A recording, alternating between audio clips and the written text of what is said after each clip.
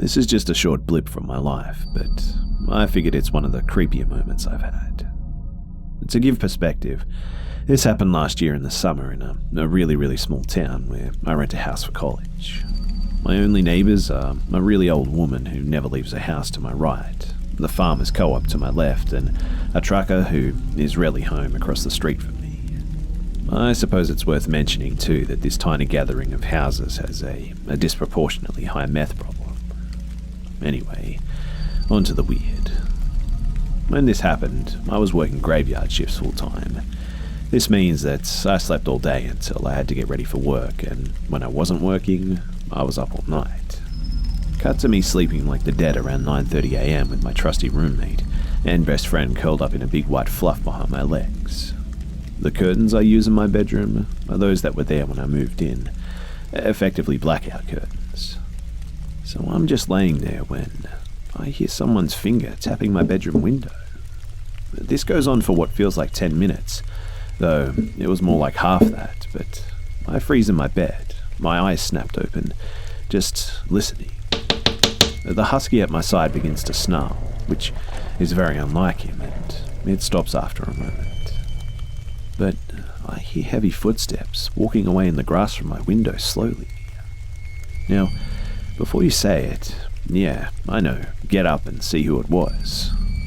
I know that there was someone there who left, and I wasn't dreaming, but in the moment, I froze until a few moments after they'd gone.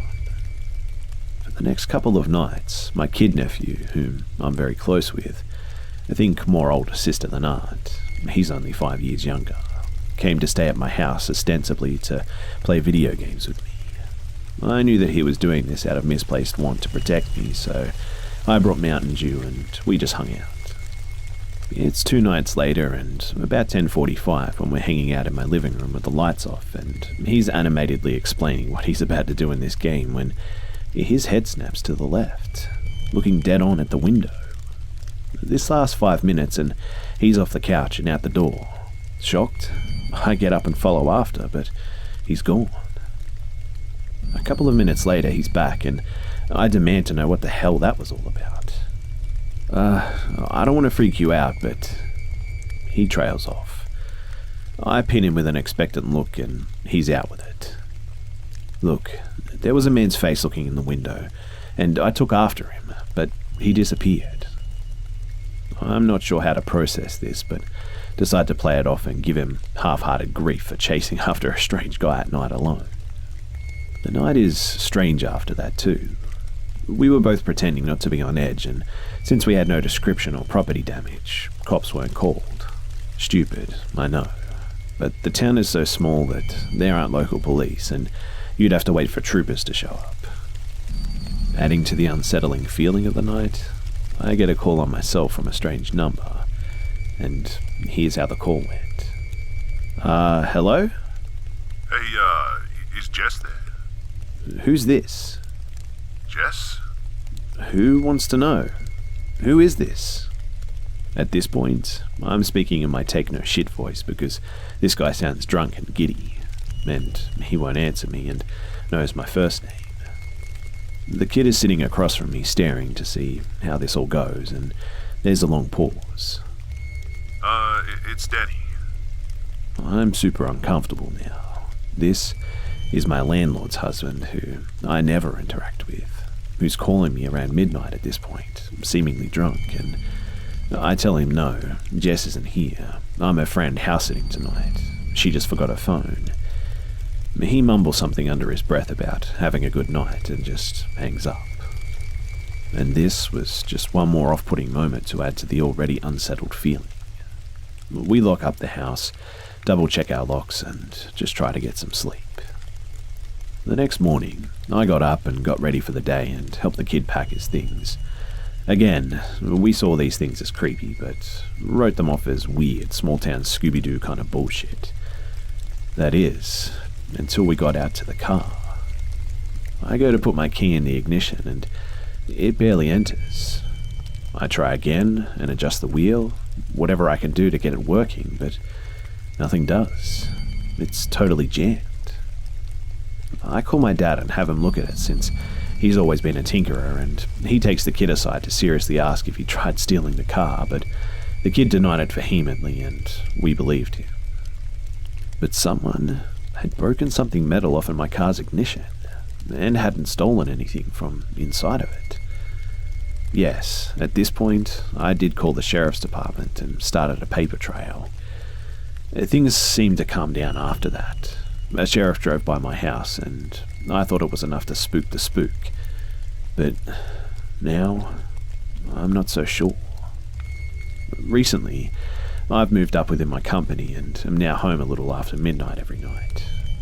When I come home, I'm absolutely beat, and it's been a long-ass day, so initially, I wrote things off as I'm tired and just forgetting things.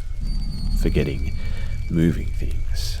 Forgetting to lock the door. Forgetting to plug my charger in. But too many things I know that just aren't right. I've come to believe that I think that someone has gained entry to my house.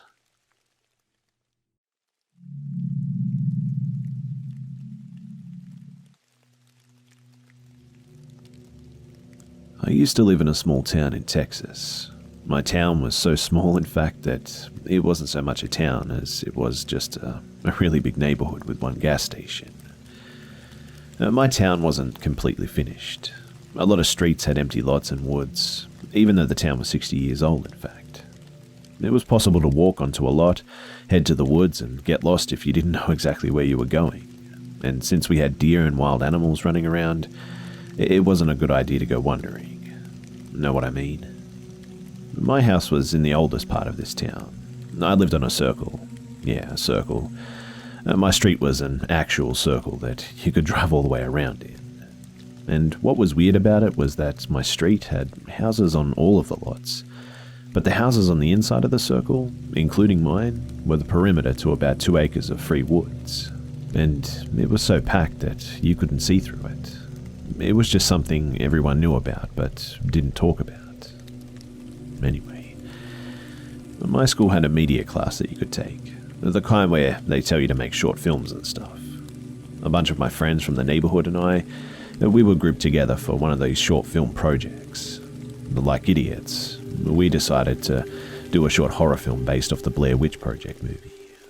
It had been out by that time for a couple of years, so we thought it would be a cool idea since found footage films hadn't really become a thing yet. And we thought since our neighborhood, known for being creepy at the best of times, had forest in it, we'd shoot our project there. So, my friends Genesis, Hunter, Tyler, Cass and we decided to try and shoot our short film in one of the evenings and nights. And, you guessed it, we decided to shoot in the woods right behind my house. My parents were cool with it because they'd be able to hear me yell if something happened, and we didn't have curfews, so we're like, cool, we'll shoot it on Saturday. Saturday rolls around, and the first 5 hours are fine. Nothing spooky happens, so we go back to my house, eat, and decide to shoot the last couple of shots. And this is when shit goes south. We come out of my house, jump the backyard fence, and head into the backwoods. The second we hit the tree line, we all feel like something's off. It just doesn't feel right. The air is sticky and heavy, and yeah, it's Texas, and that's a Texas spring for you, but this was different. It felt like walking through water or tar or mud or something. It was hard to just walk forward. But the feeling goes away and we get through a couple more shots and then it's time to shoot the last scene. It's simple. We get Genesis walking through the woods and into a clearing and that's it. Like I said, this area is about 2 acres total and we'd been all over the woods by this point, getting different shots. But at night it felt like the woods we were in they weren't the same woods from that afternoon. The boulders weren't in the right place. The trees weren't in the right place. There was a clearing where there shouldn't have been one, and it was just really weird. In my mind, I'm thinking, alright, you've got turned around. Happens all the time, right? It's a sizable area, and just because you've been walking around it for 5 hours doesn't mean that you know it like the back of your hand. I can accept that. But what I can't accept is the fact that there is now a shed in the middle of the clearing that we had decided to shoot our last scene in. What I mean is that when we scouted the place 3 days before shooting, when we went in there to check sound earlier that day, and even right before we went back to my house, there was no shed in the woods. None. Zip, zilch, zero. There were no buildings, no construction supplies, not even a football in that woods. And yet, here was this shed in the middle of the clearing. We were all getting really weird vibes from this thing too. Like we weren't supposed to find it, or we were unwelcome in its presence, or that we were somehow intruding on it or something.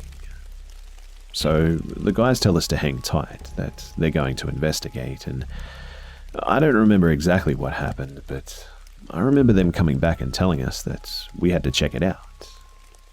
I went up to the shed and I realized that it was old, like very old. The wood was warped and the walls bowed inwards. The wood from the shed didn't look like any of the trees from that part of Texas. It wasn't mesquite, and my best guess was maybe it was maple. I was walking around the edge of the shed and we were trying to figure out where this thing came from, or if it had always been there, how we managed to miss it. We were close enough to my house that I could hear my dad talking on the phone in the backyard.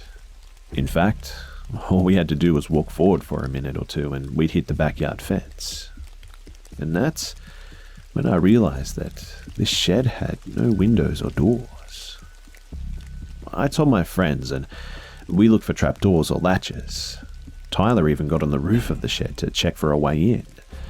Not that we wanted to go in really, but at this point, I was curious, I must admit, because it didn't feel like the shed should be there.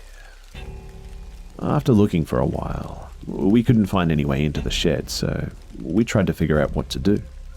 The shed was in the middle of the shot, but none of us wanted to shoot it, especially not Genesis. She wasn't having any of it. So we were in the middle of deciding to shoot some other time because we were all creeped out at this point when we hear something. A laugh. A long, low, guttural laugh from inside the shed.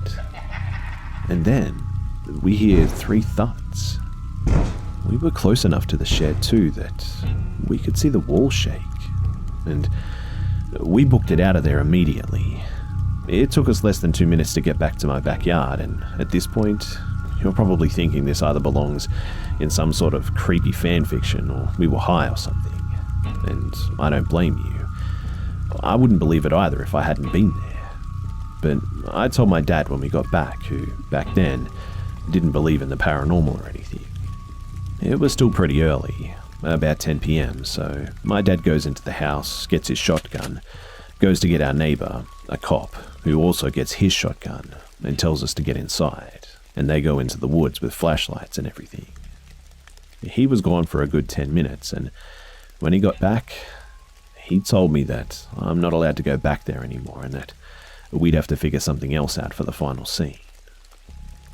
It was years before he told me what happened in those woods that day, but eventually, he finally did.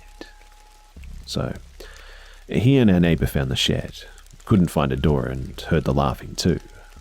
But then, they heard growling go from inside the shed to outside of the shed. And then, my dad still swears to this, that they saw something huge and human-like come out of the wall of the shed, get down on all fours, turn black, and just growl at them. These 2 grown-ass men, both with significant military experience, nearly crapped themselves trying to get back to the house. My dad petitioned the town to get the shed removed, and it was knocked down a week later, and we just never talked about it again. But here's where it gets weird again. My little sister still lives at home, and she moved back in because she just got into med school and needed to save money and all that. And she called me a few days ago to tell me that one of the dogs got loose this afternoon and headed into the woods. And when she went in there, she saw a dark wood shed. And the dog saw it too and was barking and growling. And then she and the dog heard a growl, and the dog backed up like it was scared and just ran home. The strange thing is that my little sister, I don't think she knew about the shed, unless my dad told her about it sometime, but I never told her about it because she's much younger than me and a bunch of weird stuff had already happened and none of us wanted to scare her. My sister told my dad, who went back out to see it, and he said that it was pretty much the same shed. He won't say anything else, but I know that he's probably panicking right now. I don't know what to think about any of this, if I'm being honest. I mean, it's just one of those weird things that happened in that neighborhood when I was a kid, but it's always stuck out as being ominous. More ominous than other things. Is it possible that we had collective hysteria? Sure. I mean, we were kids and we were making a short horror film. Is it possible that we missed the shed? Absolutely. The woods can get confusing, even if it's broad daylight. Is it possible that a wild animal was closer to us than we thought, and that's what we heard instead of a weird scream? Of course. It's Texas, and we're known to have big cats around here. But what I can't explain is how the shed my dad had torn down years ago shows back up again, and my sister's the one to find it. That's what I'm actually having trouble with. My dad had the fire department come to take the shed down again, and they said it was a fire hazard, so they just got rid of it. My sister's safe and my family's safe, and I'm happy to hear that, but why a shed with no windows or doors? And who the hell is putting this thing up? I don't know what the hell's going on, but man, it is weird.